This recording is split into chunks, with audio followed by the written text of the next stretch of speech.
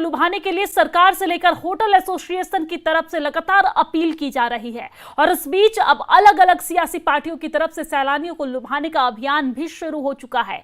आज श्रीनगर में डल झील के किनारे अपनी पार्टी की तरफ से एक रैली निकाली गई है। पार्टी अध्यक्ष अल्ताफ बुखारी भी इस रैली में शामिल हुए हैं। पार्टी अल्ताफ बुखारी ने कहा है कि सैलानियों को बिना किसी चिंता और फिक्र के जम्मू कश्मीर आना चाहिए। पर्यटन जम्मू कश्मीर की अर्थव्यवस्था की रीढ़ है जो सैलानियों के आने से ही मजबूत होगी। उन्होंने सरकार से भी सैलानियों के लिए हर जरूरी इंतजाम करने की अपील की है।